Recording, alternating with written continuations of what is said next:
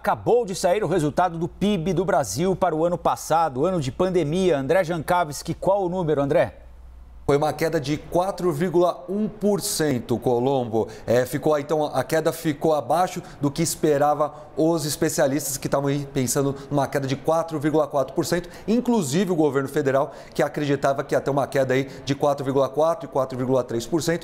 Isso, de certa forma, até traz um alívio lá para o Ministério da Economia, para o governo federal, porque essa queda, apesar de ser muito grande, não chega a ser igual à queda de 1990, quando então o presidente Fernando Collor fez, durante o seu mandato, fez com que a economia caísse 4,3%. Então, repetindo, a economia, o PIB de 2021, o PIB de 2020 teve uma queda de 4,1% nos 12 meses.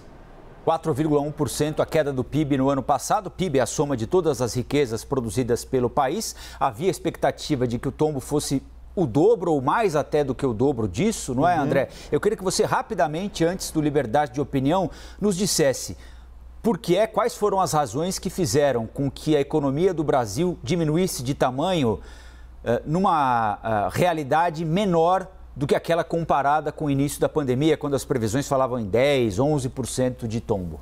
Como a gente falou anteriormente, teve a questão do auxílio emergencial, que auxiliou muito a economia e também ajudou, inclusive, nesse terceiro trimestre, né? Então, a gente teve uma recuperação do setor de serviços, que é o grande motor daqui da economia, e fez com que, por exemplo, o trimestre desse último trimestre fechasse com uma alta de 3,2% em comparação com o trimestre anterior, segundo dados do IBGE.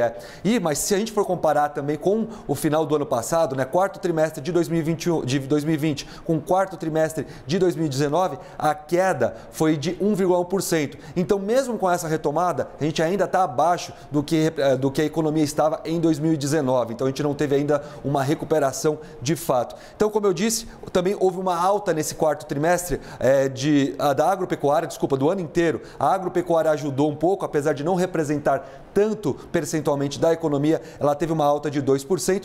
E aí, a queda na indústria foi de 3,5%. Enquanto o setor de serviços teve uma queda de 4,5%.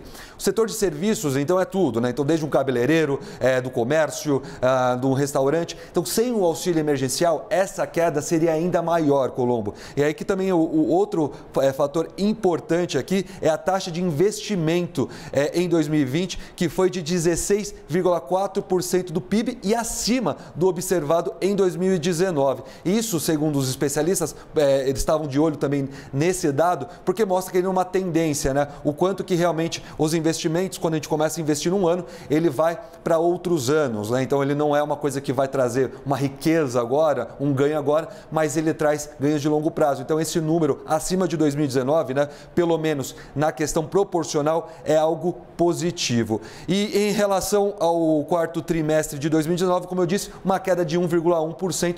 Então, se esperava que a gente pudesse já ter uma recuperação da economia no primeiro trimestre, mas até falando com alguns especialistas, economistas, mesmo com esses números um pouco melhores do que o esperado, a gente ainda vai sofrer um pouquinho, especialmente com esses novos lockdowns que estão para vir. Colombo.